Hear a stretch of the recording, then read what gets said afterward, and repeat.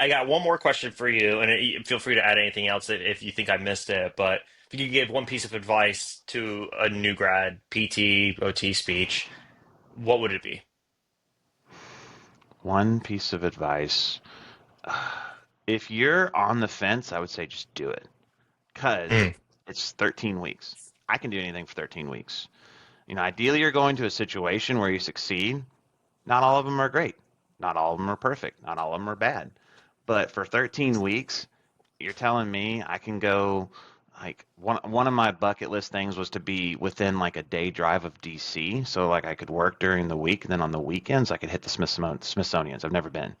So like mm. the opportunity to do that, all the pictures I get from people that are hiking out in Washington, this waterfall here and things like that, it's one of those it's worth it to try it to see if you like it. And then if you don't, there are so many other opportunities. And then your resume building on it is going to be so much better just because if you job hop in the perm world, it's negative, right? It doesn't look good. Doesn't look good. Why are you in four different jobs in a year in this hometown in Alabama? Now, if you take four contracts in totally different places, now it's like celebrated because now it shows you're going to new places, you're adapting, you're learning new EMRs, and then I will share a story. I had a new grad from Arkansas. We shared our love of the Razorbacks together, so we bonded.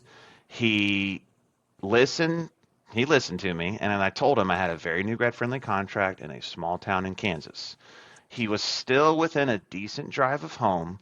He did a contract there. He extended for 3 months. He told me on his way out that he feels he is so much more confident, like he is completely confident in taking any perm job. And he got homesick, took a perm job back home, and said it was cake because he'd had this great experience learning from his other therapists, and he had a little mentor there. He had me to talk to about some clinical stuff, and just he took that travel contract. He did it for 6 months. Decided he wanted to be home, but he not only did he have a huge chunk of money because it was a great paying contract, but he just felt so clinically confident to actually use his skills that he learned in school, Hmm. saw that he could succeed, then got the job back home that he wanted, and just felt that much more confident. So that's something that travel gave him that I think is open to everybody. You just got to do it. Yeah, it's just like anything. It's like you jump head first, and it can be scary. But human beings in general, we learn best under those challenging times.